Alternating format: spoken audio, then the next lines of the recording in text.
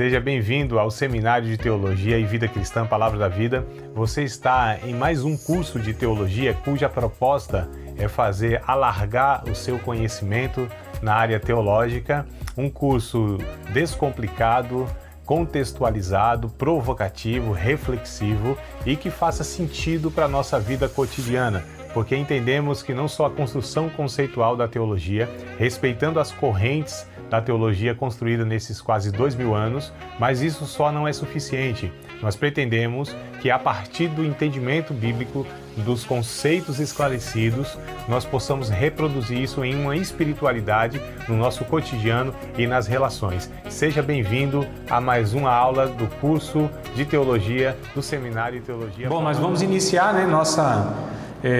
nosso estudo da carta de Paulo aos Filipenses. Então, Bíblia aberta aí, irmãos, caderno de anotação, caneta, coração e ouvidos bem abertos também para a gente estar refletindo sobre essa carta de Paulo, né? Essa carta toda especial, uma carta que tem, como cada carta, né? Não só de Paulo, mas cada carta aqui no Novo Testamento tem suas peculiaridades. Foi enviado para um público diferente, em ocasiões diferentes, né? Distintas, escritas também por pessoas diferentes, né? Nós estamos estudando aqui as de Paulo, mas vão ter as de Pedro, a de Judas, a de Tiago, os hebreus, né? Então são pessoas diferentes, então elas vão ter não só a escrita, mas abordagens, né? Envolve a Bíblia, ela é uma mistura, né? Mistura no sentido assim, é a revelação de Deus, mas passa pelas características do escritor. Então, por exemplo, quando a gente pega os evangelhos, nós vemos Mateus, Marcos, Lucas e João, a gente percebe que entre os três que são chamados sinóticos, né, Lucas ele tem uma linguagem totalmente diferente, é um médico, uma pessoa, né, intelectualmente mais preparada. Então a gente percebe que os autores eles têm as marcas, né, em cada livro deles, e na soberania de Deus, não sei como Deus faz isso, mas na soberania de Deus, Deus respeita, né, as características de cada um, e mesmo assim o que eles escrevem, Deus inspira, eles são inspirados por Deus. Então não há uma interferência humana no sentido da revelação de Deus, mas há digitais dos escritores, né, nos seus escritos. Então a Bíblia é um livro inigualável, né? Um livro fantástico, rico, em muitos sentidos, literário, enfim, é a palavra de Deus, né? Mas vamos lá, carta de Paulo aos Filipenses, né? Então já estou denunciando aqui, já estou falando quem é o autor, é o Paulo, né? Paulo é o autor dessa carta aos Filipenses. O tema que essa carta traz é a alegria de viver por Cristo, tá? Então o tema, né, que ela traz, alegria de viver por Cristo ou para Cristo. A data que ela foi escrita, mais ou menos aí no ano 62, 63 depois de Cristo, tá? A gente vai ler Atos, capítulo de número... Aliás, nós não vamos ler para ganhar tempo, mas anotem aí, depois vocês leem, tá bom? Aí eu ia falar ler em casa, né? Vocês estão em casa, eu que não estou. É que eu falo para os irmãos aqui na classe, vocês leem em casa e tal, mas vocês estão em casa. Então depois da aula aí vocês leem, né? Em outro momento, Atos capítulo 16, verso 9 ao 40, tá?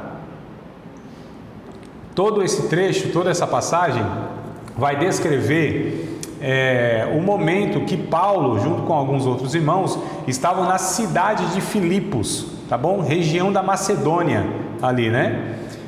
Muita influência grega, cultura grega. Então nessa passagem de Atos dos Apóstolos, capítulo 16, verso 9 ao 40, é onde Paulo tem o contato com essa cidade, né, para onde essa carta é endereçada. Então lá na cidade de Filipos, então a igreja dos Filipenses, né, ou aos Filipenses, tá? Várias vezes essa igreja enviou ajuda financeira para Paulo. E aí a gente vai ler 2 aos Coríntios, né, capítulo de número 9, capítulo número 11, verso de número 9. Então, segunda carta de Paulo aos Coríntios.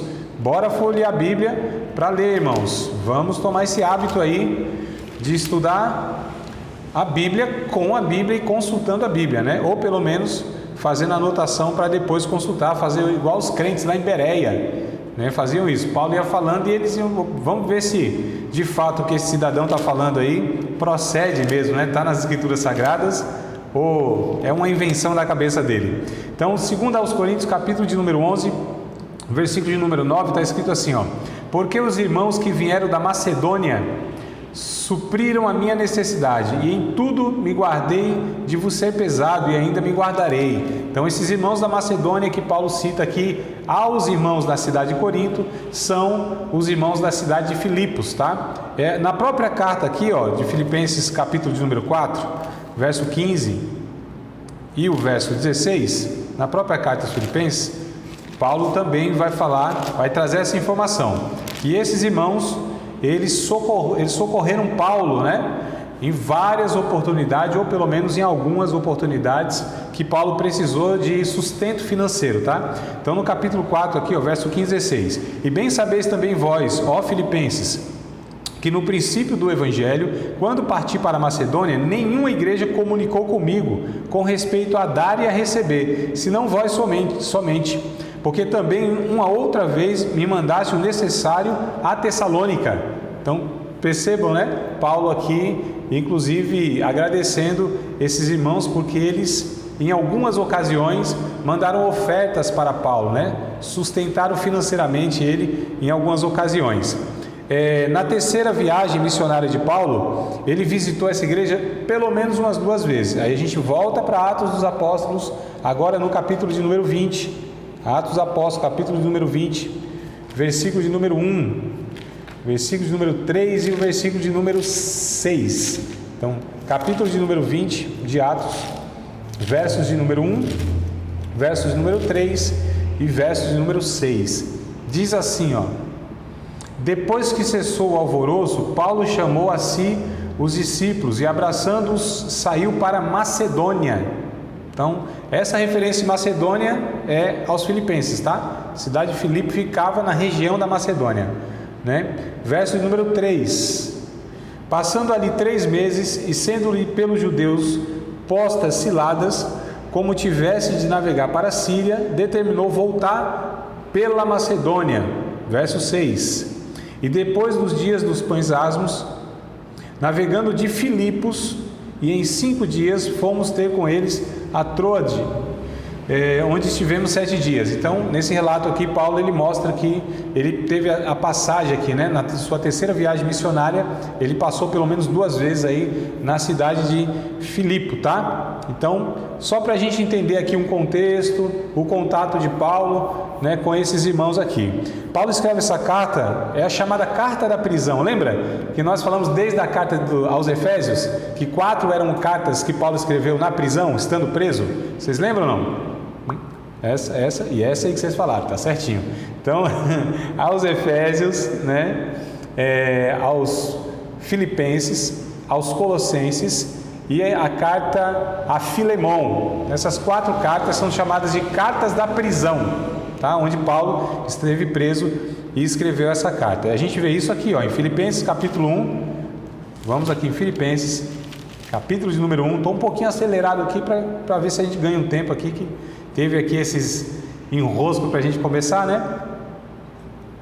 Mas não que eu vou atropelar as informações não, tá? Só estou dando uma pequena acelerada aqui para a gente ver se consegue trazer um conteúdo satisfatório para vocês hoje, né? Então, capítulo 1, versículo de número 7, da carta aos Filipenses, tá? Como tenho por justo sentir isto de vós todos, porque vos retenho em meu coração, pois todos vós fostes participantes da minha graça, tanto nas minhas prisões como na minha defesa e confirmação do Evangelho. Versículos de número 13 e versículos de número 14. De maneira que as minhas prisões em Cristo foram manifestadas por toda a guarda pretoriana e por todos os demais lugares. E muitos dos irmãos no Senhor, tomando ânimo com as minhas prisões, ousam falar a palavra mais confiadamente, sem temor. Então ele confirma aqui por esses textos que ele estava preso, né? Tinha uma das prisões que Paulo sofreu. Ele escreve então a carta aqui aos Filipenses. E é curioso porque eu disse que o tema da carta é alegria no Senhor, alegria por viver por Cristo.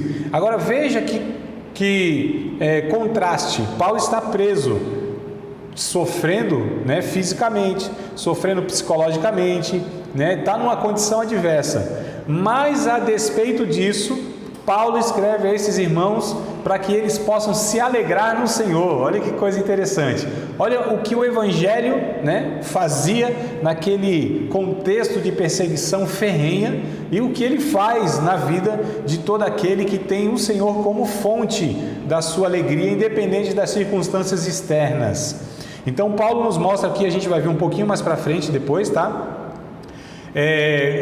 Qual é a proposta, né, do Evangelho nas circunstâncias adversas? É para que a gente, apesar da tristeza das perseguições, dos sofrimentos, das adversidades até naturais da vida, a gente possa, a despeito disso, encontrar alegria, paz, esperança, bom ânimo, né? Que Jesus já disse lá atrás, registrado por João no capítulo 6, verso 33, um texto tão famoso, né?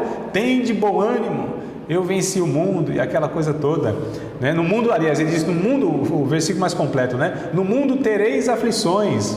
Então ele já nos alertou, é natural as aflições do mundo, ainda mais para o servo de Deus. No mundo tereis aflições, mas tenha um bom ânimo. Então, servo do Senhor, apesar das lutas, das tristezas, o ânimo não nos falta. Por quê? Porque a nossa fonte de alegria, a nossa razão da alegria é o Senhor, não são circunstâncias externas e muitas vezes internas, né? Da própria tristeza que deriva da nossa alma, que sofre só por viver. Então, algum poeta aí que eu não lembro exatamente disse, né? O fato de viver já é um sofrimento, né? Então, nem lembro quem foi, se foi Drummond de Andrade, algum desses aí brasileiros. Diga, amada. Pode falar, Ana Cláudia. Ontem eu li toda essa carta, né? Que bom. Já chegar aqui sabendo, assim, pelo menos poder discutir alguma coisa. Uhum. E eu vi que ela fala muito da alegria, né, como você está falando, Paulo tinha, independente do que ele passava, né? Exato. Ele sofria, e que ele tinha alegria em passar isso por Cristo. Eu lembrei de um vídeo que eu vi, e a motivação que tem uma parte ali que Paulo fala que é como se o que ele sofria trazia motivação para aquela igreja, para poder falar mais e mais do amor de Cristo, né? Exato. Aí eu lembro de um rapaz, que eles fizeram um vídeo de um rapaz deficiente, que ele tinha sido, o benefício que ele tinha suportado, ele estava vendendo doce no sinal, e ele sorrindo, uma pessoa perguntou a ele por que ele sorria, ele estava dizendo assim, eu não tenho por que ficar triste. Ele falou, se o meu Salvador foi perseguido, se o meu Salvador sofreu, o que é isso aqui para mim?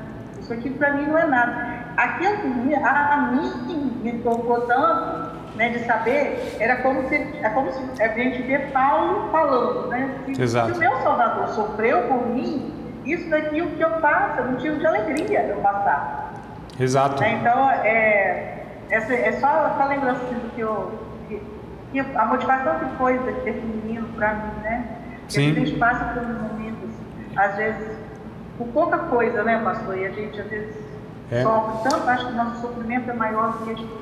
Isso, a Bíblia, né? Nosso Salvador sofreu. Sim, a Bíblia, Paulo, inclusive, até em outras cartas, ele não vai desprezar, né? O nosso Senhor Jesus não despreza a realidade do sofrimento e a legitimidade do nosso estado de tristeza. Não é que a gente é alienado, né? A gente mesmo, eu não posso ficar triste porque perdi um ente querido, não posso ficar triste porque estou desempregado, não posso ficar triste porque eu estou sofrendo com enfermidade. Não, nós somos seres humanos como qualquer outro e é legítimo, né, ficar triste em ocasiões, mas o que a Bíblia fala, o nosso Senhor Jesus, como eu disse lá em João, Paulo aqui em outras passagens, é que a tristeza não deve tomar conta da nossa vida, é que a tristeza não deve nos paralisar, é que a tristeza não deve ser aquilo que determina a minha caminhada na vida, né? Então o ficar triste não faz parte, é natural, a gente não pode ser alienado à realidade da vida, nós somos seres humanos, porém há uma fonte, né, na minha vida de esperança que o Evangelho traz, que é Jesus, que é o Senhor, que mesmo em meio em sofrimento, mesmo em meio em circunstâncias adversas, eu posso, né, extrair alegrias, eu posso extrair forças para louvar a Deus, por exemplo, né, para animar outra pessoa a despeito e apesar da minha situação adversa. Então é mais ou menos nesse equilíbrio, né? Não é que a gente fala, não, eu estou triste, a gente fica triste, fica desanimado às vezes. Paulo disse, nós até da vida desanimamos, tanto sofrimento, né?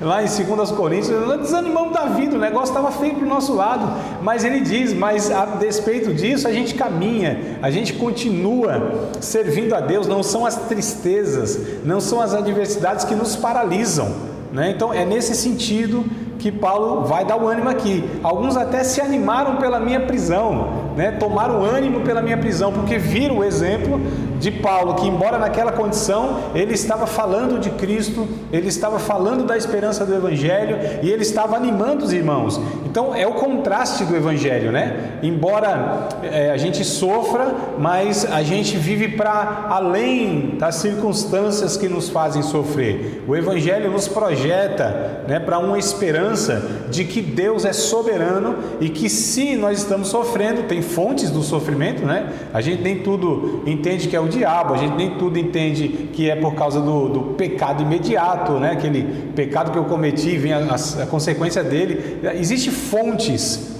né, do sofrimento, existem fontes das tristezas, mas independente das fontes, aliás, independente não, até é bom a gente saber qual é a fonte daquele sofrimento, se é possível saber, para que a gente possa lidar com aquela circunstância, porque se é um sofrimento permitido diretamente pelo próprio Deus, não há o que fazer a não ser pedir graça a Deus para que a gente entenda esse processo, né? Porque o sofrimento, Deus, ele permite muitas vezes propositadamente para trabalhar em nosso caráter. Às vezes é perseguição do Satanás, irmão, do inimigo da nossa alma. Paulo também vai falar isso em algumas ocasiões. E aí nós vamos orar a Deus, e aí a gente vai pedir graça a Deus para que a gente possa lidar com essas forças satânicas, né? Com essas influências demoníacas e tal. Mas aí, olha que coisa interessante, a gente não confunde as coisas. A gente não fala assim, não, é fulano que está me perseguindo, às vezes é o diabo, como é o contrário também. Às vezes é uma questão mais humana, às vezes é uma questão mesmo de um convívio social, né? Ou um convívio comunitário de fé, onde a imaturidade de alguns irmãos tal faz com que a gente sofra, e a gente também não atribui isso nem a Deus e nem ao diabo. E às vezes é uma questão que eu tomei uma decisão errada, né? E por conta disso eu estou sofrendo tais e tais consequências disso. Então, só aqui eu falei de 4 fontes de sofrimento, né? O próprio Deus, tá certo? O diabo, né? Falsos irmãos ou pessoas sem caráter, irmãos ou não, também que atrapalha a nossa vida, que não é brincadeira, e as nossas atitudes erradas. Então, ó, são 4 fontes, no mínimo, tem até outras, né? Não quero aqui citar porque não é o propósito, mas só para entender. Então, Paulo entendendo aqui, ele disse, olha, embora há essas fontes de sofrimento, essas causas, mas há uma fonte maior ainda que nos faz, apesar dessas tristezas, sermos alegres. Eu posso ter tristeza, mas não ser triste. Tem uma diferença, né, entre o ser e o ter. O ter é momentâneo, é circunstancial. O ser já é uma coisa muito mais profunda, é uma identidade. Então eu sou feliz, eu sou alegre. Jesus disse, alegrai-vos pelo fato de que o vosso nome está escrito no livro da vida. Então eu sou uma pessoa alegre, embora tenha muitos momentos de tristeza por conta de tudo isso que a gente está falando. Mas aqui é interessante isso, esse contraste, né? Na prisão, circunstância adversa, sofrendo com certeza, mas ele anima os irmãos, tenham bom ânimo aí vocês, aí se alegrem no Senhor. E vamos ver aqui mais para frente que ele vai falar ainda sobre isso, tá?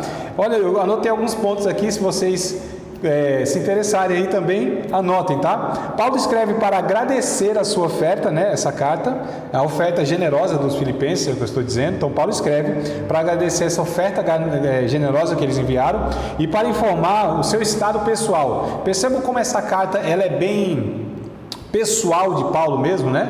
A afinidade que ele tem com essa igreja. Irmãos, a gente já viu Paulo aqui nos outros estudos aqui, ele meio brabo, né? Meio brabo com os Gálatas, meio brabo com os irmãos lá de Corinto, né? Então Paulo, ele tem essas relações, né, diferenciadas de igreja para igreja. Então a gente percebe lá que ele combateu muito forte a questão da imoralidade lá na igreja de Corinto, onde foi duro, mas com a sensibilidade de um pastor, né? Nos Gálatas ele foi mais duro ainda, ele combateu a heresia ali, então um negócio muito mais grave, inclusive, do que a imoralidade dos coríntios e tal, né? Porque ele feria as bases do evangelho. Agora aqui, olha a relação, uma relação já mais pessoal, né? Uma coisa mais afetuosa. Então ele escreve para agradecer os irmãos pela oferta, para falar de como ele está, né? A gente vai ver aqui. Então ele relata o seu estado físico, o seu estado emocional. Ele vai enviar aqui, na verdade, essa carta por um irmão chamado Epafrodito, a gente vai ver também um pouquinho mais para frente, para falar do seu estado, né? Ou seja, essa relação toda afetiva de Paulo com esses irmãos aqui na igreja de Corinto. Coloquei aqui ainda também, ó.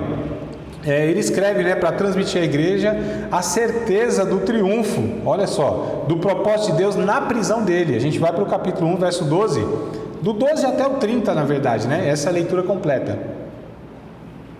Então, do 12 até o 30, ele vai escrever e transmite aí, né, aos irmãos lá em Filipos a certeza do triunfo e do propósito de Deus na sua prisão. Então, Deus tinha um propósito naquela situação. Ele relata aqui, é bem interessante isso, né? Ele mostra para os filipenses que Paulo não está preso, né, porque Roma é poderosa, porque o império é quem manda naquele negócio. Ele não fala que ele está preso porque as coisas saíram fora do controle, né? Ele se precipitou e tal, não. Ele mostra que aquelas circunstâncias, Deus tem um propósito naquilo. Deus usou essas circunstâncias, inclusive, para que o evangelho fosse favorecido. É bem interessante aqui, ó, verso 16, se vocês quiserem acompanhar aí, ó. Verso 16 diz assim, ó, uns, né, dizendo que uns pregavam por amor, sabendo que ele foi posto para a defesa do evangelho, outros, na verdade, anunciam a Cristo por contenção, não puramente, julgando acrescentar aflição às prisões dele. Olha que coisa interessante. Mas que me importa, contanto que Cristo seja anunciado de toda maneira, ou com fingimento, ou em verdade, nisso me regozijo. Quantas vezes essa palavra regozijo, alegria vai aparecer aqui? É por isso que é a carta da alegria, né? Muitas expressões vocês vão ver aqui lendo. Me regozijo e me regozijarei ainda. Porque, verso 19, porque sei que disso me resultará salvação pela vossa oração e pelo socorro do Espírito de Jesus Cristo, segundo a minha intensa expectação e esperança de que em nada serei confundido, antes, com toda a confiança, Cristo será tanto agora como sempre engrandecido no meu corpo, seja pela vida e seja pela morte. Inclusive Paulo está mostrando para os irmãos aqui, irmãos, a vida ou a morte, né? O que resultar aqui dessa situação, se eu escapar disso aqui, prossigo a vida, glória a Deus. Se aqui resultar na minha morte, glória a Deus. O propósito de Deus não será frustrado nem pela minha vida e nem pela minha morte. Olha que coisa interessante, Paulo está preparando esses irmãos, levando-os à maturidade de entender que a vida ou a morte não definem se Deus teve ou não êxito, tá certo? Na vida de alguém, né? O dar certo ou dar errado na nossa ótica não é a mesma coisa que na ótica de Deus dar certo ou errado. É interessante isso, né, irmãos? O Evangelho nos transporta para uma realidade que não são resultados aparentes, humanos, imediatos, que nós avaliamos aqui como sucesso. Olha que coisa interessante. Então, depois, alguém quer falar alguma coisa? Não? Eu vi alguém? Diga. Pastor, eu só queria tirar uma dúvida. A quem Paulo se referia? Esses aqui, assim, naquela igreja, naquela comunidade ali, esses que pregavam o evangelho, o discórdia, a quem se referia naquele momento? Sim. Tem alguma coisa na história, assim, sim. Vale? Havia algumas pessoas, né, que não simpatizavam com Paulo, talvez alguns líderes, né, enfim, Paulo era conhecido de muita gente, né? Paulo era querido por alguns, mas também era preterido, né? Era odiado por muitos. E aí alguns falavam, estavam falando que Paulo foi preso por causa de Cristo, o Cristo que Paulo pregava era tal, tal e tal, a mensagem de Paulo era essa a respeito de Cristo. Cristo estava sendo anunciado nisso, entendeu? Né? Eles estavam também falando de Cristo, embora tivesse tentando acrescentar Paulo a aflição, né? Mas Cristo estava sendo anunciado, que é o que Paulo queria naquele império, naquela ocasião, que Cristo fosse anunciado, que o Senhor, o Quírios, fosse então, falado. Eram pessoas da mesma comunidade, né? Para quem escreveu. Não era da igreja, não. Eram pessoas. Comunidade da igreja ali ou não? Não da igreja, não de Filipos, amada, não de Filipos, né? Mas do contexto de Paulo, da região onde Paulo estava, inclusive preso lá, né? Então ali Paulo já era conhecido em muitos lugares, né? Então na região que Paulo estava, com certeza essas pessoas estavam falando que ele está preso por causa disso, ele prega esse Cristo aqui, esse Jesus, a mensagem dele é essa, né? Mas as pessoas pensavam que estavam acrescentando aflições a Paulo com esses comentários. Mas Paulo disse: vocês estão anunciando Cristo, e para mim que importa? Se vocês fazem com sinceridade ou de mente pura, contanto que Cristo seja falado. Quer dizer, nem eles percebiam, né? Olha que coisa interessante, irmãos. O Espírito Santo é soberano e usa até os inimigos, usa até o Satanás, usa o império. Deus usa. É bem interessante que a gente pensa que assim tem coisas que totalmente desfavorece o Evangelho, né?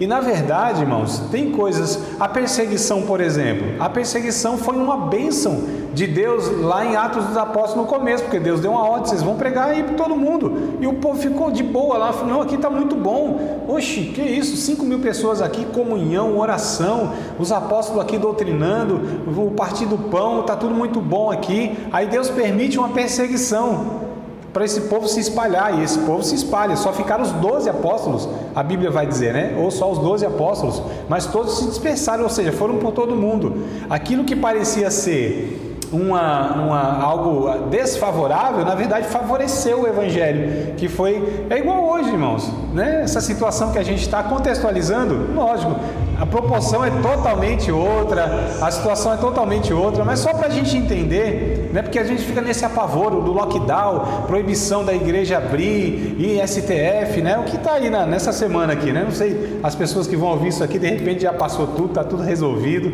ou de repente aqui a gente está sendo preso, quem sabe daqui 1 ano, 2 anos, 3 anos, não sei. Mas essa situação que parece ser contrária, né?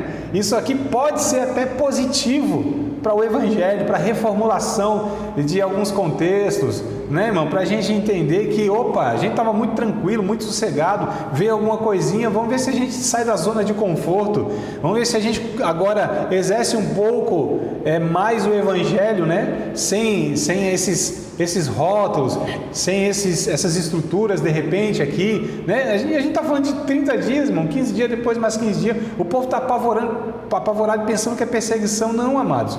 A Bíblia diz em tudo, o próprio Paulo escreveu, aliás, em tudo dai graça. A gente precisa entender, louvado seja Deus. Então, assim, era nesse contexto que Paulo estava, né? Mas mesmo assim, a ênfase é essa, né, da carta, né? A gente precisa se alegrar, a gente precisa entender. Ele depois vai falar aqui que ele nem sabia o que era melhor, ficar aqui pregando Jesus, dando fruto, ou ir logo morar com Jesus, que era muito melhor. Mas as duas coisas para ele, falou, é bom demais. Vamos aqui, então esse segundo ponto aqui, o terceiro ponto que eu anotei para vocês aí, é assim, Paulo, ao escrever, né, essa carta, ele assegurou que o seu cooperador, o Epafrodito, que eu falei, né, ele cumpriria fielmente a sua promessa. E eu quero ler com vocês o capítulo 2, verso 25 ao verso 30. Esse Epafrodito é um cooperador de Paulo, é aquele que leva a carta, tá? Então é ele que leva a carta aos irmãos, que ele estava preso, né? Então, lógico, não tinha como Paulo pessoalmente estar levando. Ele está entregando essa carta, né, irmão? Não tinha Sedex, vocês sabem, né? O correio pode não ser das melhores coisas, mas... Nem WhatsApp, né? Então assim, o pombo correio não viajava tão longe assim, né? lá de onde Paulo estava até Macedônia. Então, assim, alguém tinha que levar, né? Uma pessoa. Então, o Epafrodito é esse cooperador de Paulo que vai levar. E esse Epafrodito, eita, nome bonito para pôr em filho, hein? Quem for ter filho, neto, dá sugestão aí, ó, para nora, pro genro, Epafrodito. Até beber um gole d'água aqui para dar uma aliviada aqui. Epafrodito. Então, capítulo 2, verso 25 ao verso número 30, está escrito assim, irmãos, ó. Julguei, contudo, necessário mandar-vos Epafrodito, meu irmão e cooperador, e companheiro nos combates, e vosso enviado para prover as minhas necessidades. Porquanto tinha muita saudade de vós todos, e estava muito angustiado de que tivesse ouvido que ele estivesse doente. Percebam a afinidade aqui, né? As relações. Verso 27. E de fato esteve doente a quase a morte, o Epafrodito. Mas Deus se apiedou dele, e não somente dele, mas também de mim, para que eu não tivesse tristeza sobre tristeza. Então Paulo disse, olha, Deus poupou Epafrodito, meu amigo, meu irmão, meu cooperador, senão eu ia ter tristeza sobre tristeza. Deus preserva ele. Verso 28. Por isso vou-lo enviei mais depressa, para que vendo outra vez vos regozijeis, e eu tenha menos tristeza. Recebei-o, pois, no Senhor como todo gozo. Olha quantas vezes essa palavra, como eu falei, né? E tende-o em honra, porque pela obra de Cristo chegou até bem próximo da morte, não fazendo caso da vida, para suprir para comigo a falta do vosso serviço.